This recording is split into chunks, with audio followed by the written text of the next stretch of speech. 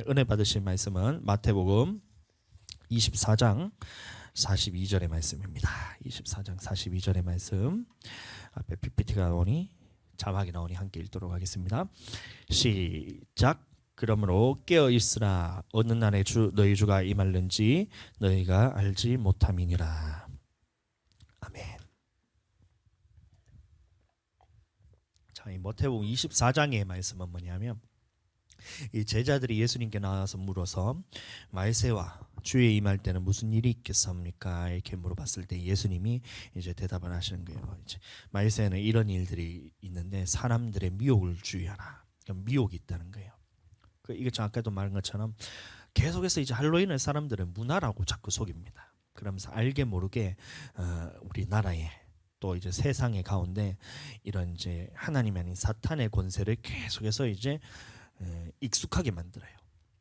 제일 단편적인 예가 뭐냐면 성탄절이잖아요. 성탄절인데 사람들의 마음에는 무슨 생각을 자리잡고 있냐면 산타 할아버지가 선물 주는 날 이렇게 되는 거예요. 이게 뭐냐면 미혹입니다. 예수님이 성탄절에 태어나신 것은 아니에요. 그 보시면 제가 예전에 이제 창조과학 세미나라고 있는데 나중에 기회 되면 한번 봐요. 그 보시면 예수님이 이제 실제로 태어났던 그 날짜까지도 이제 특정이 가능할 만큼 기술이 발달됐어요.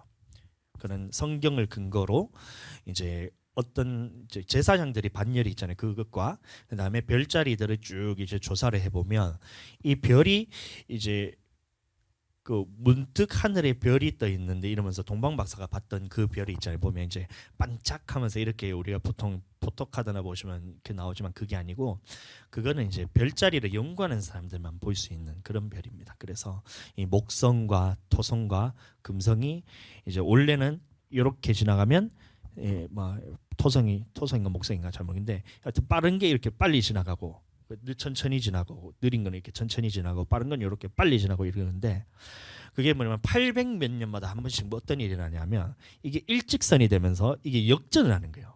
이게 빨리 갔다가 근데 이게 우리가 지구에서 보기 때문에 이게 좀 이상하게 보이잖아요. 그치? 일로 갔다가 별이 다시 뒤로 갔다가 또 다시 앞으로 갔다 이런 현상이 벌어진 겁니다.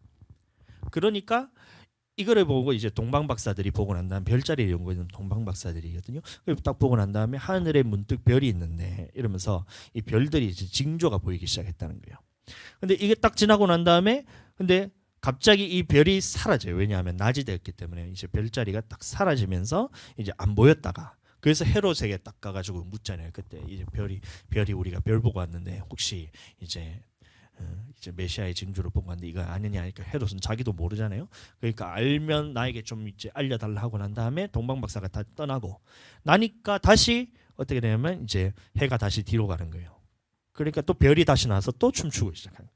이거 나중에 한번 봐요 같이. 이거를 제가 설명하는 것보다 직접 보면 와 진짜 이게 진짜 하나님의 역사가 진짜 대단하다는 걸 여러분 알게 됩니다. 근데 이런 역사가 나타났는데 제가 왜 이런 얘기하죠? 성탄절. 그러니까 성탄절. 예수님이 태어난 날짜는 아니지만 그것을 우리가 이제 태어났는 것은 확실하니까 그것을 기념하기 위해서 12월 25일을 저희가 성탄절로 이렇게 지키고 있는 겁니다. 자, 그런데 사람들의 마음에 어떤 마음을 집어넣냐면 성탄절은 예수님의 생일이라는 생각을 쏙 빼버려요. 그 다음에 이제 그 안에다 대신에 뭘 집어넣냐면 이게 주인공을 산타로 바꾸는 거죠. 그 애들한테는 막 선물 주는 날 이런 거. 전 세계가 다 예수님의 생일인데 그거를 전부 다 이제 산타가 선물 주는 날로 다 인식을 하면서 막 연인들 가게는 막 하여튼간에 그 더러운 짓 하는 날 이런 식으로 사람들이 자꾸 문화라고 자꾸 생각하면서 이것을 미혹하기 시작합니다. 그 앞으로 가면 더 심해지는데 그렇기 때문에 사람의 미혹을 주의하라 이면서 이제 얘기를 하시고 그다음에 전쟁, 기근, 그다음에 환란 등 이게 이제 말세에 대한 징조가 마태복음 24장에 자세하게 나오기 때문에 우리가 함께 나중에 나누도록 하고 그 후에 이제 말씀하신 것이 뭐냐면 이 환란이 말세의 징조 중에 이제 마지막에 7인이 떼지면 그 후에는 이제 7 나팔이 불리면서 이 재앙이 이제 환란이 일어나기 시작합니다. 그런데 그 전에 보면 6째 인을 어떻게 되면 7인을 먼저 떼요. 7 인봉되는 것을 인을 떼기 시작하는데 7인이 떼고 난 다음에는 반시쯤 고요하더니 바로 나팔이 불리기 시작합니다. 그게 뭐냐면 전 3년 반 환란에 들어가는 거예요. 그럼 일곱째 나팔이 불릴 때에 예수님께서 이제 재림을 하시는 거예요. 그래서 우리가 찬양도 있잖아요. 보라 주님 구름 타시고 나팔 불 때에 다시 오시니 할 때 그 나팔이 뭐냐면 일곱째 나팔 불릴 때가 예수님이 다시 오신다는 거예요. 그래서 일곱째 나팔이 불릴 때 우리는 예수님을 이제 영접을 하고 이제 들림 받는 자는 들림을 받고 그때는 또 어떤 이는 믿는 자는 몇이든 다 죽이는 그 환란 때에 우리는 목숨을 내놓고 그때는 이제 더 이상 이제 우리가 더 피할 수 있는 그런 상황이 안 된다는 겁니다. 그때는 예수 안에서 죽는 자는 복이 있다는 말이 뭐냐면 그 후에 일곱 나팔이 불리고 난 다음에는 일곱 대접이 쏟아지는데 이때는 더 이상 회개할 기회가 없는 거예요. 마태복음 이거는 자세히 제가 이제 말세에 대해서는 다룰 거기 때문에 그때 다시 얘기하고 그래서 이제 일곱 대접이 쏟아지면 이제 이 땅이 이제 전체적인 환란이 이제 3년 반 후 3년 반 환란에라고 말하기도 하고 이게 뭐냐면 진노의 대접이 쏟아진다라고 얘기하기 때문에 이제 멸망받을 때에 이 마지막에 징조들이 나타나는 거예요. 그 후에 이제 전 세계가 이제 하늘에서 마지막에는 큰 돌이 이제 찍혀가지고 이 큰 성 바벨론이 없어졌다. 이 말이 뭐냐면 우리가 살고 있는 세계는 이제 멸망을 받게 되는 거예요. 그 후에는 우리가 어디 가서 사느냐, 그다음에 그 후에는 우리가 천국에 가서는 어떻게 사느냐 이 부분까지도 제가 함께 다룰 거기 때문에 꼭 들으세요. 이거 알고 우리가 신앙생활하는 것과 모르고 신앙생활하는 것은 정말 천지차이입니다.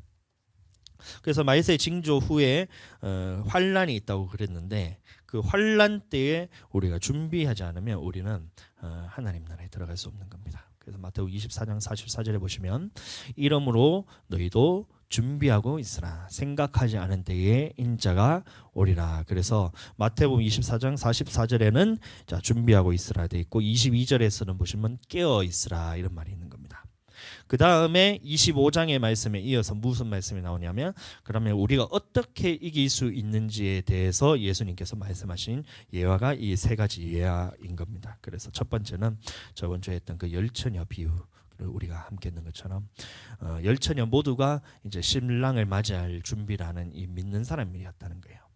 그 다음에 열처녀 모두가 무엇을 준비했냐면 등불을 준비했다는 겁니다. 시편 119편 105절의 말씀에 보시면 주의 말씀이 내 발의 등이라 했기 때문에 등을 준비했다는 말은 뭐냐면 하나님의 말씀을 듣는 사람이었던 거예요.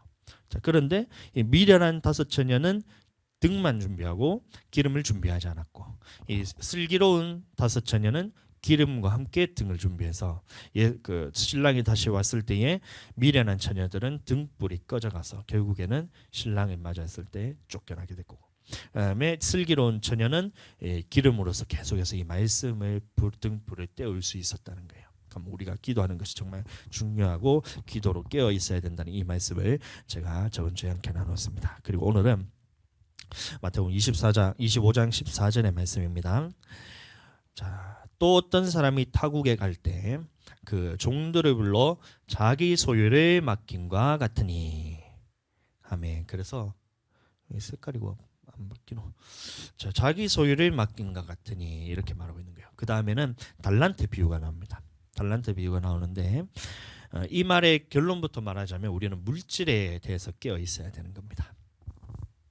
신명기 8장 18절에 보시면 하나님께서는 우리에게 그 재물을 주신 것이 우리의 능력이 아니라 하나님께서 그 능력을 주셨기 때문에 우리가 재물을 얻을 수 있다라고 말하고 있는데 제가 읽어드리겠습니다. 네 하나님 여호와를 기억하라. 그가 네게 재물을 얻을 능력을 주셨음이라. 그래서 하나님께서 우리에게 재물을 얻을 능력을 주셨는 거예요.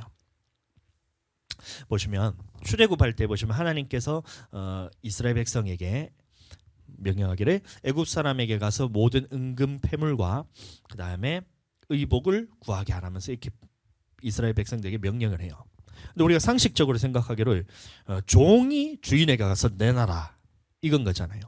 종살이를 했는 사람이 주인에 가서 내놔라 했는데 하나님께서 어떻게 하셨냐면 이 애굽 사람들에게 마음에 은혜를 입히게 하셔서 이 이스라엘 백성들이 달라는 대로 다 줍니다. 그 장면이 출애굽기에 나와요. 근데 이것을 하나님께서 이 재물 얻을 능력을 주셔서 재물을 다 우리가 이스라엘 백성들이 그것을 가지고 나와요.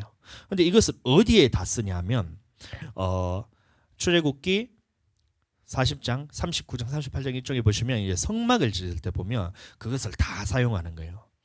은도 금도 폐물도 보면 이제 물두멍 만들 때도 그 금이 들어가고 언약궤를 만들 때도 순금이 들어가고 그다음에 이런 모든 부분에서 성막을 만드는데 쓰기 위해서 하나님께서 그 제물을 주셨다는 겁니다.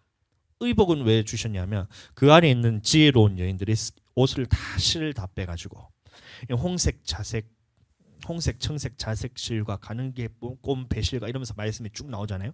그걸로 무엇을 만들었냐면 이 천막을 덮는 이 덮개를 만드는데 거기 다 쓰는 거예요.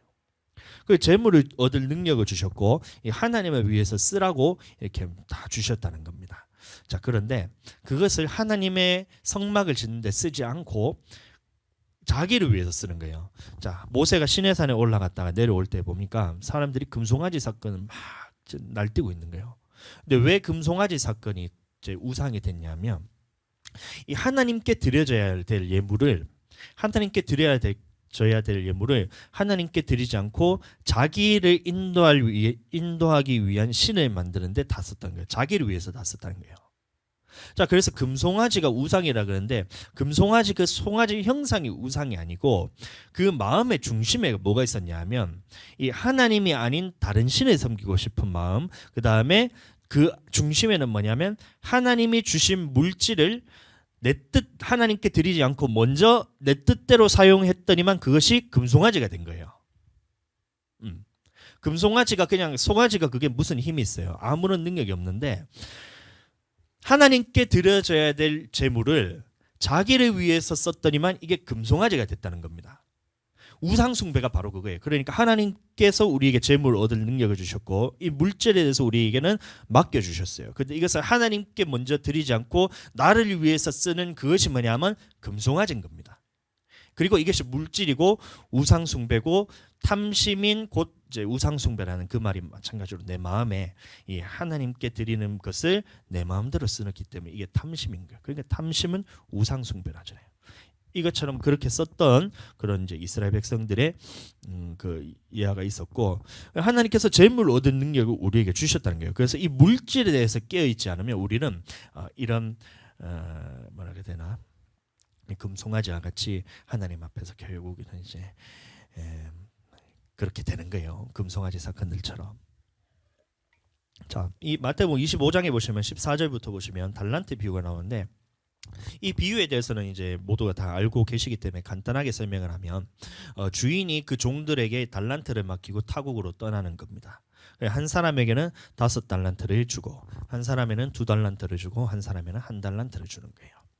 근데 이 5달란트 받은 사람은 어떻게 했냐면 바로 가서 그 5달란트로 장사를 해서 금 5달란트를 남기고 2달란트 받았던 자는 똑같이 해서 그 다시 2달란트를 남기고 1달란트 받은 자는 어떻게 하냐면 땅에 숨겨놨다가 주인이 올 때 다시 주는 거예요.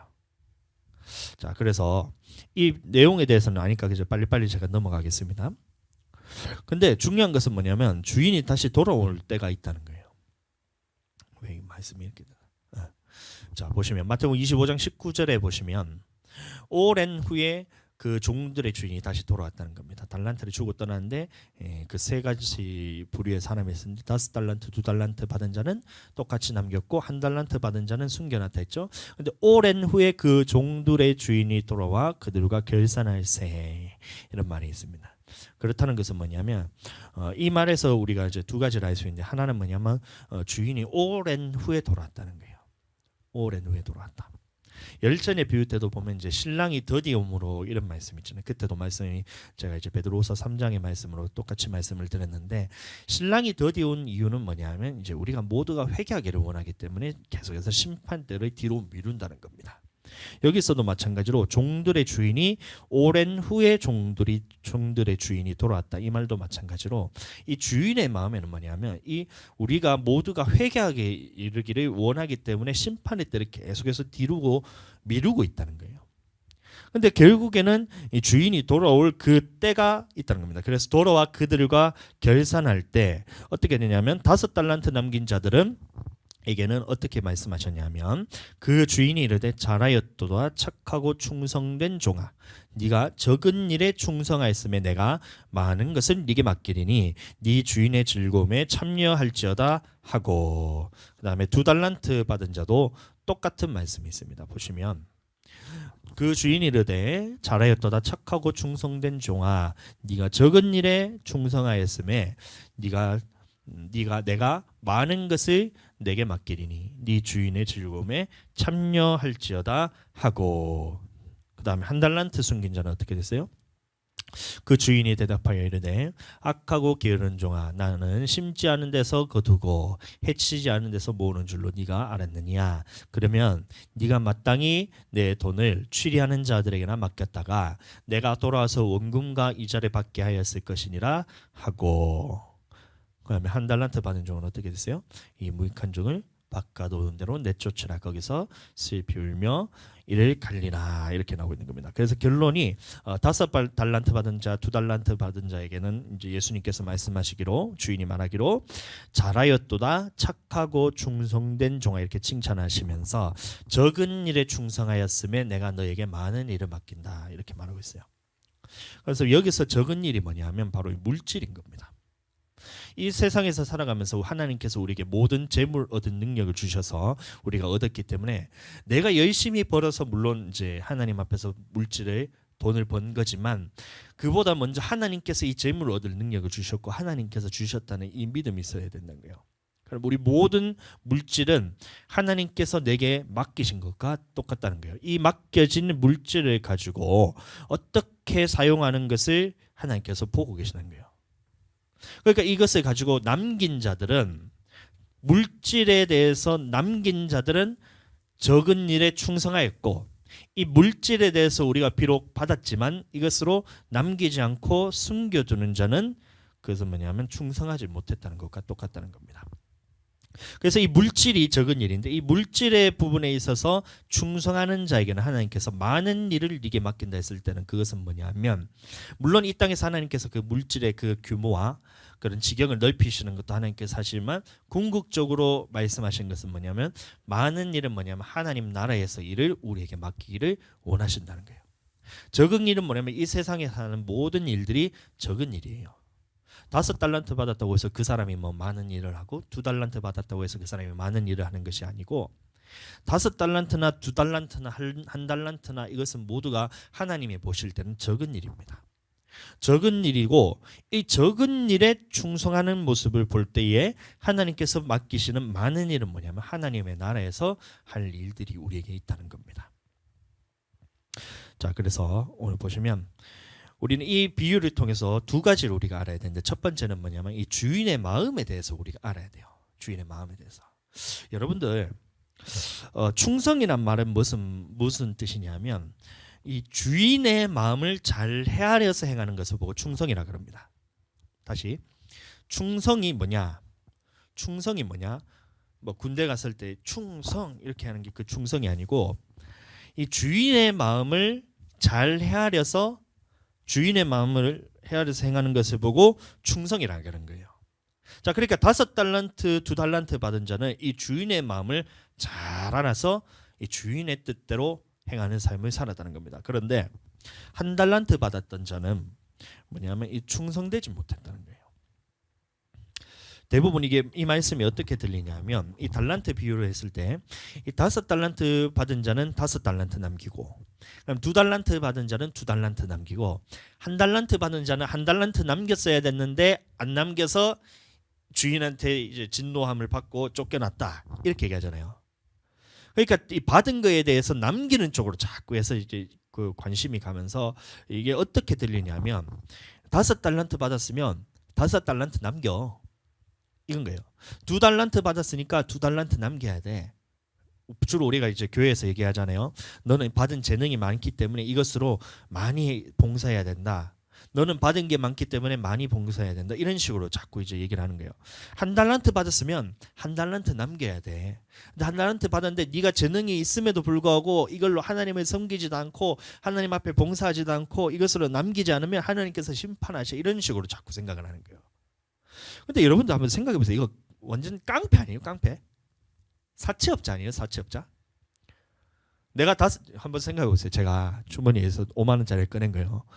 미미자매한테 주면서 5만 원 주고 다음 주 올 때까지 10만 원 만들어 오세요. 이건 거예요. 사모님한테 주는 거예요. 제가 2만 원 줄 테니까, 자 2만 원 줄 테니까 다음 주까지 4만 원 만들어 오세요. 이런 거예요. 주아랑 하늘이 붙들어놓고, 야 아들들 아빠가 만 원씩 줄 테니까 다음 주까지 2만 원으로 만들어 와. 뭐 사채업자잖아요. 안 그래요? 사채업자도 연간 그 뭐라고 되죠? 이자율이 30% 넘어가면 그게 무효예요, 무효. 근데 이거 보니까 이제 이자율이 100%예요, 100%. 한 달란트 주고 한 달란트를 더 남겨오는 게 이 100%잖아요. 근데 많은 사람들의 생각 속에 하나님을 이렇게 악한 자로서 오해하는 마음이 다 자리 잡고 있어요. 5달란트 받았으니까 5달란트 남겨. 2달란트 받았으니까 2달란트 남겨. 그게 충성된 거고, 1달란트 받은 사람은 1달란트 남겨야 되는데 안 남기면 그거는 악하고 게으른 거야. 그러니까 무조건 이거를 주인의 마음을 이해하지 못하는 거예요. 주인의 마음을 오해해서 대부분 이렇게 듣는 겁니다. 하나님을. 우리가 하나님께 받은 게 맞았으니까 하나님께 섬기는 게 당연해. 하나님 앞에 우리가 물질을 많이 받은 사람은 하나님 앞에 물질로 많이 드리는 게 당연해. 이러면서 하나님을 거의 사채업자로 생각하는 거예요. 이게 뭐냐면 1달란트 받은 자가 가졌던 생각이 똑같은 거였습니다. 네가 심지 않은 데서 거두고 해치지 않은 데서 모은 줄로 네가 생각하였느냐. 네가 나를 사채업자로 생각하냐. 이거가 똑같다는 거예요. 하나님의 마음으로 오해했다는 겁니다. 근데 이게 어떻게 들려야 되느냐 하면 여러분들 진짜 이거 매직과 같은 이런 여러분들 귀가 열리는 그런 상황이 벌어지는데, 하나님의 마음은 그게 아니었던 거예요. 2달란트 받은 자, 5달란트 받은 자는 충성되었다 했어요. 그럼 다시 말하면 이 두 부류의 사람은 주인의 마음을 잘 이해했다는 겁니다. 그럼 주인이 어떤 마음인가, 이거에 대해서 우리가 먼저 생각을 해야 돼요. 주인이 5달란트를 줬을 때에 이 주인의 마음은 어떻게 생각이 들었었냐 하면, 이 자신의 종들에게, 자기의 종들에게 더 많은 일을 맡기고 싶다는 거예요. 더 많은 일을 맡기고 싶다. 내가 너에게 그냥 이 5달란트를 주고 난 다음에 이것으로 끝나는 것이 아니고, 나는 너에게 더 많은 일을 맡기고 싶다. 그리고 나는 너에게 일을 하는 것으로 끝나는 것이 아니라 주인의 즐거움에 참여하게 하고 싶다는 거예요. 주인의 즐거움에 참여케 하고 싶다는 거예요. 이 마음인 겁니다. 그럼 하나님께서 우리에게 주시는 마음도 똑같다는 거예요. 하나님께서 우리에게 뭔가 주었을 때는 하나님께서 물질도 주시고, 하나님께서 건강도 주시고, 하나님께서 사람도 붙이시고, 모든 것들을 하나님께서 주시잖아요. 그 주시는 이유는 뭐냐면, 하나님께서 이것을 통해서 내가 홀라당 다 까먹어라 그것을 위해서 준 것이 아니고, 나는 이것을 통해서 너에게 더 많은 것을 맡기고 싶다는 거예요. 더 많은 일을 맡기고 싶다. 그 다음에 이 많은 일들을 맡기는 것으로 끝나는 것이 아니라, 네가 이 일을 감당하고 마지막에는 하나님 나라에서 그 하나님의 즐거움에 같이 참여하게 하고 싶다는 거예요. 주인의 즐거움에 참여케 하고 싶은 이 주인의 마음이 있었다는 겁니다. 근데 5달란트 받은 자, 2달란트 받은 자는 그 마음을 잘 헤아렸다는 거예요. 주인께서 내게 5달란트 받아서 5달란트 주신 이유가 그냥 5달란트를 그냥 열심히 일해서 5달란트를 남겨서 그것이 중요한 것이 아니고, 이 주인의 마음에는 내게 주인이 많은 것을 맡기고 싶어 하시는구나. 나의 일하는 것을 보고 하나님께서 보셨을 때에 충성되이 여겨서 더 많은 것을 맡기고 싶어 하시는구나 라는 이 마음을 이해했다는 거예요. 그리고 이 5달란트 받은 종, 2달란트 받은 종에게 그 마음에는 주인이 지금 그 즐거움에 나도 함께 참여하기를 원하시는구나, 이 마음이 있었다는 겁니다. 이게 중요한 거예요. 우리가 하나님 앞에서 우리가 받은 물질, 건강, 그 다음에 친구들, 그 다음에 또 뭐가 있어요? 가진 게 별로 없어가지고 뭐 기억이 나는 게 잘 모르겠어요. 교회 건물도 있고 하여튼간에 있잖아요. 영권도 있고, 성령 안에서 우리가 영권도 있고 주시잖아요. 그거를 주셨을 때는 하나님의 마음에는 뭐냐면, 나는 너에게 더 많은 것을 맡기고 싶다, 이 마음이 있는 거예요. 그 다음에 그것을 통해서 너가 충성되이 행함을 통해서 하나님의 즐거움에 함께 참여하기를 원하는 이 마음이 하나님한테 있다는 거예요. 그러니까 우리는 물질이라는 부분에 있어서 하나님께서 내가 100만 원 주실 때도 있고 하나님께서 200만 원 주실 때도 있고 뭐 그것을 통해서 이 하나님의 주셨다는 것은 뭐냐면 이것을 통해서 하나님의 더 많은 것을 맡기는 그 마음에 대해서 우리가 먼저 알아야 돼요. 하나님께서 맡기고 싶은 많은 것들. 자, 그래서 주인의 마음에 대해서 이 첫 5달란트, 2달란트 받은 자는 이해를 했는데 1달란트 받은 자는 어떻게 이해를 했었냐면 무슨 하나님께서 다 사채업자 아니냐. 1달란트 줘놓고 이걸 1달란트 남겨오라니 이 무슨 심지 않은 데서 거들려는 이 주인이 악하구나. 하나님께서는 악한 분이구나. 아무것도 내한테 해준 것도 없으면서 맡겨놓고 일만 드립다 시켜놓고 그다음에 일 못했다고 나를 쫓아내는 이 하나님께서는 악한 분이구나라는 생각이 이 1달란트 받은 자에게는 있었다는 거예요. 많은 사람들이 이렇게 오해를 하면서 살아갑니다. 주시는 것은 하나님이에요.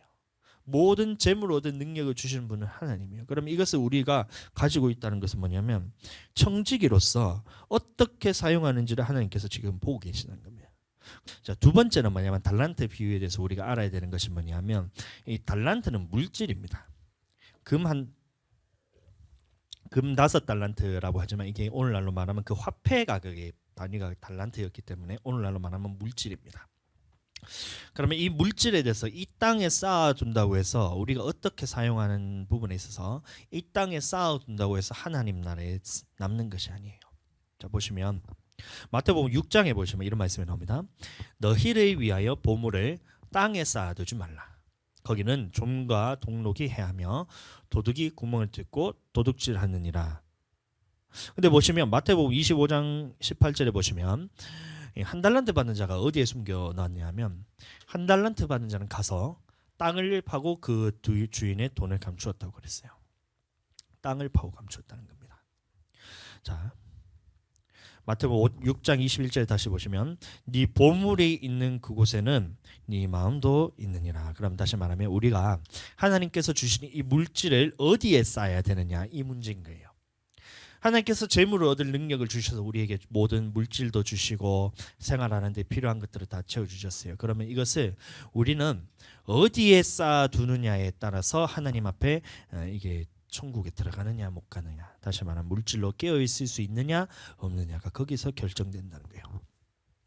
그리고 보물이 있는 그곳에는 네 마음도 있느니라 이런 말씀을 하시면서 우리의 마음이 있는 곳에 그 물질이 쓰게 된다는 거예요. 그러니까 미미자매님이 와서 우리가 11조에 대해서 딱 얘기를 했을 때 그 마음의 결단을 하고 난 다음에 하나님 앞에 그대로 이론도 빠지지 않고 탁 올려드리잖아요. 그게 뭐냐면 이 땅에 쌓아두지 않고 하나님 나라에 쌓아두는 것과 똑같다는 거예요.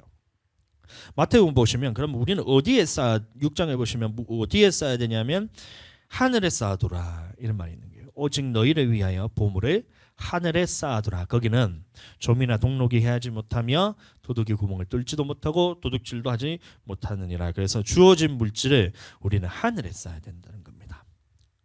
모든 재물을 얻을 능력을 주셨는데 5달란트, 2달란트, 1달란트든 어쨌든 그것은 물질인 거예요. 물질을 우리에게 주셨을 때 이걸 어디에 쌓아야 되느냐 이 부분에 대해서 우리는 땅에서 쌓는 것이 아니고 하늘에 쌓아둬야 되는 겁니다. 하늘에 쌓아둬야 되는데 그러면 우리는 하늘에 쌓아둘 수 있는 방법에 대해서 이 말씀을 찾아야 되는 거예요. 하나님의 나라에 다시 말하면 하늘에 쌓아둬야 되는 것까지는 우리가 알았어요. 물질에 대해서 우리가 깨어 있어야 되는 것은 뭐냐면 이 땅에서 계속해서 우리가 먹고 사는 데만 생각하면서 1달란트 받는 자는 결국에는 땅에 숨겨놨다는 것은 뭐냐면 하나님의 나라에 대해서 생각하지 않았던 거예요. 주어지는 물질을 땅에서 쓰는 것에만 생각하면서 살았고 하나님의 나라에 대해서 전혀 사용하지 않았다는 거예요. 근데 우리도 마찬가지로 이 1달란트 받은 자처럼 땅의 것에만 계속해서 관심을 가지면서 이 땅에 살아가는 문제, 먹고 사는 문제에만 관심을 가지게 된다면 이것은 뭐냐면 계속해서 땅에 쌓아둔 것과 똑같아요. 그럼 우리는 어떻게 쌓을 수 있냐면 마태복음 6장 31절 32절의 말씀 보시면 바로 이 말씀이 나오는 겁니다. 그러므로 염려하여 이르기를 무엇을 먹을까 무엇을 마실까 무엇을 입을까 하지 말라. 이는 다 이방인들이 구하는 것이라. 너희 하늘아버지께서 이 모든 것이 너희에게 있어야 할 줄을 아느니라. 그 다음에 마태복음 6장 33절에 그런즉 너희는 먼저 그의 나라와 그의 의를 구하라. 그리하면 이 모든 것을 너희에게 더하시리라. 그래서 이 물질이 우리에게 주어졌을 때 내가 먹을 것, 내가 무엇을 마실까, 내가 무엇을 입을까, 이게 뭐냐면 이방인들이 구하는 기도라 했어요. 잘 먹고 잘 살고, 내가 이 땅에 살면서 걱정하면서 예를 들어서 자녀들 키우는 문제, 그 다음에 노후 생활하는 이 문제에 대해서 그 문제에 대해서 먼저 관심을 가지면서 이 하나님의 나라에 대해서는 전혀 관심이 없는 이 부분에 대해서 책망을 하고 있는 거예요. 이방인들이 그렇게 했다는 거예요. 근데 이제 예수님께서 말씀하시기를 그런즉 너희는 무엇을 구해야 되냐면 먼저 그의 나라와 그의 의를 구하라. 그리하면 이 모든 것을 너에게 더하시리라. 이 말씀을 하고 있는 거예요. 그러면 그의 나라를 위해서 구해야 되고, 물질이 우리가 주었을 때 그의 의를 위해서 우리가 구해야 되는 거예요. 이해가 되세요? 물질이 우리가 주어졌을 때에 이것을 통해서 우리가 가장 먼저 생각해야 되는 것이 그의 나라를 구하고 그의 의를 구하는데 먼저 쓰고, 그 후에 어떻게 되냐면 이것에 대해서 먼저 우리가 하나님 앞에 드리면 하나님께서 이 모든 것들에 대해서는 우리에게 더해 주신다는 거예요. 그러니까 금송아지 만들고 난 다음에 사람들이 다 그 3,000명이 멸망받고 난 다음에 성막 지을 때는 사람들이 그 자원하여서 예물을 주는데 아침마다 갖고 오는 거예요. 아침마다 금도 갖고 오고 은도 갖고 오고 홍색, 차색, 청색 쭉 해서 하나님 앞에 제물들 다 갖고 오는데도 이것이 성막을 다 짓고도 남을 만큼의 하나님 앞에서 물질이 많아서 이제 그만 갖고 와라 이렇게 할 만큼 그렇게 된 거예요. 근데도 불구하고 이스라엘 백성들이 그 가운데서 자기의 살아가는 문제에 있어서 아무것도 없었냐면 그게 아니고 하나님께서 먹을 것도 보내주시고 입을 것도 보내주시고 매출하게도 보내주시고 만나도 보내주시고 생수도 공급하시고 모든 삶에 있어서 40년 동안 가면서 의복에 부르트지 않았다 했어요. 하나님께 먼저 드렸더니만 나머지 모든 부분에 대해서는 하나님께서 책임을 다 지셨다는 겁니다. 사르밧 과부도 있잖아요. 엘리야가 돌아왔을 때에 내게 마지막 남은 이 기름과 가루가 있는데 이것을 가지고 이것을 이제 엘리야가 왔을 때 그 주면 이제 굶어 죽어야 돼요. 근데 엘리야가 왔을 때 떡을 만들어 달라니까 그 사르밧 과부가 어떻게 했냐면 그 마지막 남은 기름과 마지막 남은 가루로 떡을 만들어서 엘리야에게 딱 주자. 그때부터 기름과 이게 떡 가루가 마르지가 않았다는 거예요. 이것처럼 하나님께 먼저 우리가 드렸을 때는 하나님께서 이것을 모든 것들을 우리의 살아가는 이 모든 부분에 대해서는 하나님께서 책임지신다는 겁니다. 자, 그러면 그의 나라가 있는데 그의 나라가 뭐냐면 궁극적으로는 하나님의 나라는 천국입니다. 근데 하나님의 나라는 천국인데 이 하나님의 나라가 이 땅에서 이루어진 곳이 바로 어디냐면 교회인 겁니다. 교회. 그래서 먼저 그의 나라를 위해서 구해라는 말은 뭐냐면 교회를 위해서 우선적으로 사용해라는 거예요. 그러니까 초대교회 성도들이 이제 자기의 모든 소유를 다 팔아서 누구에게 갖다 줬냐면 사도들의 발 앞에 갖다 놓는 거예요. 그 다음에 아나니아 삽비라는 어떻게 했어요? 반대로 자기의 모든 소유를 다 팔았는데 그 땅값 얼마를 감추었다는 거예요. 욕심이 생겨서. 그러니까 바로 성령께서 뒤집어져. 출애굽하는데 보시면 성막을 짓는데 자원하여 재물을 다 가지고 왔다는 거예요. 금송아지 사건은 반대잖아요. 교회를 위해서 우리가 먼저 사용하는 자에게는 하나님께서 그 모든 부분에 대해서는 다 책임을 지신다는 거예요. 그 다음엔 뭐냐면 다음에는 그 의는 무엇이냐면 바로 하나님의 말씀입니다. 여러분들 교회에 대해서 먼저 쓰라고 해서 막 교회에 헌금 다 해라 이런 말이 아니에요. 이거 오해하지 마세요. 교회가 어려울 때는 물론 이제 하나님 앞에 먼저 우리가 드려야 되는 것이 맞지만 우리 교회는 어렵지 않아요. 그렇죠? 어렵지가 않다니까요. 하나도 어렵지가 않아요.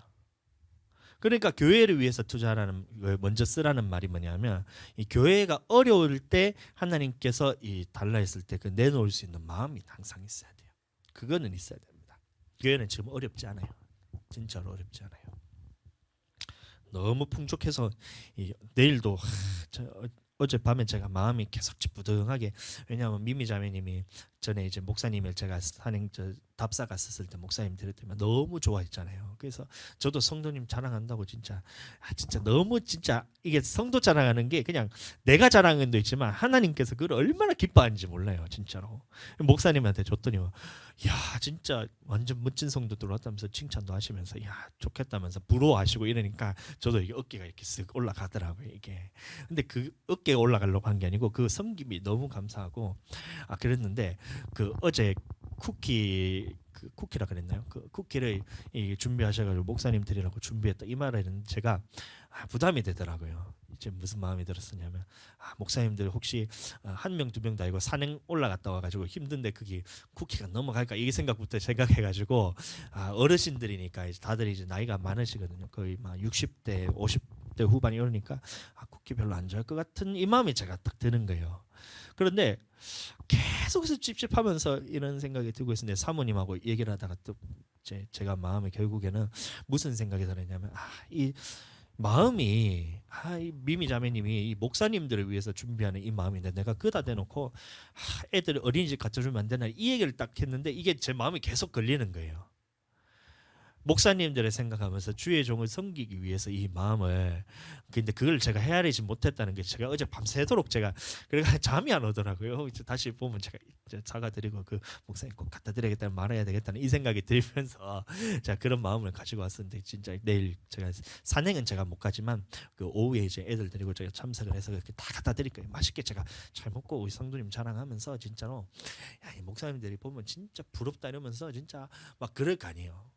그게 아니고 하나님께서 진짜 그 기뻐하시는 마음이 제가 다 이제 알아지면서 어제 또 밤에서 또 회개했잖아요. 또 이제 쿠키가 맛없으면 제가 안 주겠는데 너무 맛있으니까 또 진짜 너무. 혹시 방송 보고 계신 분도 쿠키 드시고 싶으면 넓은 마음교로 오세요. 넓은 마음교로. 이 시중에 파는 그런 쿠키 가게랑 비교가 안 됩니다. 한 10억 배 정도는 맛있는 것 같아, 진짜로. 건강 생각한다 설탕 다 빼고 스테비아 넣고 바다 말고 그 뭐죠? 그 올리브 오일 아니고 무슨 오일이고 그 코코넛 오일 건강 생각해가지고 보세요. 진짜 너무 맛있어요. 시중에 돈 주고도 못 사는 겁니다. 쿠키가 드시고 싶으면 넓은 마음교로 오세요. 자 이게 소리는 너무 길었는데 그러니까 그의 나라를 위해서 먼저 구하고 이 주의 종을 섬기는 것도 그의 나라를 위해서 구한 것과 똑같아요. 어제 식사 못 한다고 해서 또 전구지 전을 부추 전을 이렇게 또 갖다 주는데 진짜 와 너무 맛있더라고요. 어떻게 그렇게 빵이 이렇게 두껍은 저 진짜 카스테라인 줄 알았는데 중요한 거는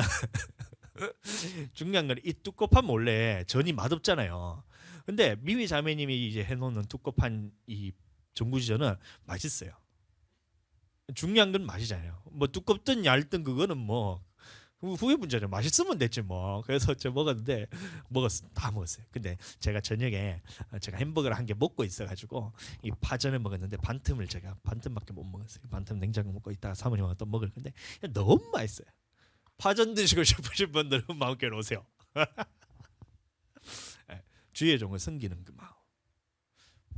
먼저 교회의 나라를 구하는 것도 마찬가지입니다. 교회를 구하고 교회를 위해서 그하고 그것도 마찬가지로 아론의 의복을 다 그 수놓아서 그 사람들이 했는 것처럼 이 주의 종을 위해서 생각하는 마음도 이 그의 나라를 위해서 구하는 거예요. 그리고 이런 분들에게는 하나님께서 그 모든 필요를 다 채워주시는 겁니다.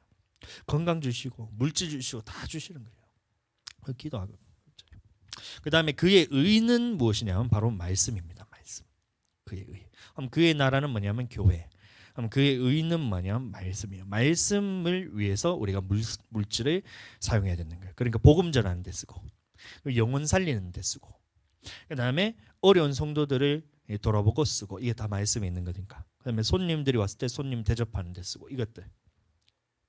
그다음에 여러분들 중요한 것은 뭐냐면 자꾸 이제 외부에 뭔가 투자 이제 기부를 하고 이쪽으로 계속해서 마음을 자꾸 쏟는 사람들이 있어요. 근데 이거는 순서가 잘못된 겁니다. 순서가 잘못된. 먼저 내 자식을 먼저 버려야 돼요. 막 이기적인 거 아니냐, 뭐 너것만 먹고 사냐 이러면서 사람들이 자꾸 막 교회에 대해서 외부적으로도 계속 기부를 하고 이렇게 하라고 막 저기 얘기를 하는데, 그게 아니고 예수님께도 왔을 때에 귀신 들린 딸이 가진 엄마가 와가지고 예수님께 왔을 때에 내 아이가 귀신 들렸나이다 주님 또 와서 고쳐주소서 했을 때 예수님 뭐라 했냐면 자식에게 줄 떡을 개들에게 줌이 마땅치 아니하니라 이 얘기했어요. 다시 말하면 자식을 먹이는 게 먼저란 거예요. 개가 그냥 개라고 비유한 게 아니고 이방인들을 뜻하는 거예요. 그러니까 우리가 믿는 사람들을 먼저 채우고 난 다음에, 이 믿는 사람들이 채워주고 난 다음에 이제 외부로 사역을 해야 되는데 이게 거꾸로 돼요. 그러니까 어떻게 하냐면 성경금 많이 하고 구정금 많이 하고 막 가난한 사람들을 위해서 막 기부도 많이 하면서 정작 성도들이 살아가는 데서 허덕허덕거리면서 삶에 있어서 다 뺏는 거예요. 여러분들 그러면 한번 생각을 해보세요. 그런 교회 여러분들 가고 싶으세요? 내 돈 다 빼가지고 딴 놈 주는데, 안 그래요? 마찬가지잖아요. 결혼할 때도 마찬가지잖아요.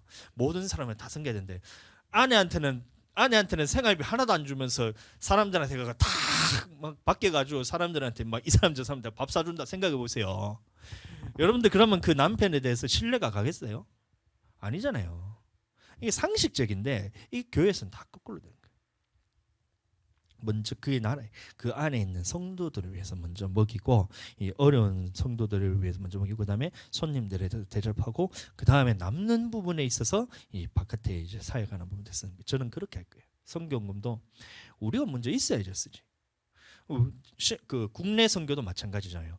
나도 지금 남들한테 받아서 지금 이제 이렇게 교회를 운영해 나가는데 이 남들한테 줘야 되잖아요. 근데도 저는 할 거예요. 지금은 풍족해요. 추수감사절 때도 이제 우리가 이 부분에 대해서 다 어디 쓰냐면 이제 밖에 나와서 이제 나눠줄 수가 있잖아요. 그러니까 과일 같은 거 많이 해갖고 밑에 있는 사장님도 갖다 드리고 동네 사람들한테 과일도 갖다 드리고 아는 사람 지인이 있으면 또 갖다 드리고 위에 또 김한식 성도님도 또 갖다 드리고 어린이집에 가서도 할 수만 있다면 드리고 이러면서 막 가서 얘기할 거예요. 복음을 전하면서 이 과일을 드릴 거예요. 그러면 학원에도 또 저희가 이제 간식 같은 걸 같이 막 쿠키나 이런 것들 준비해가지고 또 주고. 진짜 그 생각만 하면 너무 감동적이에요. 진짜 이거 진짜 마음을 절절해야 되는데. 먼저 먹이고 난 다음에 그 부분에 후에 이제 사람들을 섬기는 부분은 그 후가 돼야 된다. 이 순서에 대해서 항상 같이 해야 돼요. 학원 운영도 마찬가지예요. 학원 운영도 먼저 우리 아이들을 먼저 먹이고 우리 아이들은 먼저 챙기고 난 다음에 뒤에 애들을 챙겨요. 우리 아이들만 잘 챙기면 얘들이 가서 알아서 이제 주변에 있는 사람들을 초청을 합니다. 내가 이게 하나님 앞에서 내가 이 학원 안에서 내가 마음에 안 드는데 어떻게 다른 사람을 초청을 하겠어요? 내가 교회가 이게 오는 게 힘든데 어떻게 가서 사람들에게 전도를 하겠어요? 이거 마찬가지잖아요. 먼저 이 사람들에 대해서 이게 풍족하게 채워주면 이 성도들이 알아서 이제 우리 교회 최고라고 막 얘기하죠. 제가 그런 교회를 다녔습니다. 지금도 그런 교회를 위해서 제가 막 헌신하면서 노력하고 있고, 그렇게 된 거예요. 자, 교회 헌금하라는 부분, 헌금 다하라 이 말이 아닌 거 여러분들 아시겠죠? 그 다음에 말씀이라 그랬는데 그의 의를 구하라는 것은 뭐냐면 말씀 부분인데, 물질에 대해서 어떻게 사용하라는 하나님의 말씀이 이 성경에 다 기록되어 있는 거예요. 여러분들 하나님의 물질에 대해서 어떻게 사용하라는 것이 성경에 다 나와 있어요. 먼저 그 나라와 그를 우리를 구하라 이렇게 했잖아요. 그 다음에 2절 뭐였죠? 가사가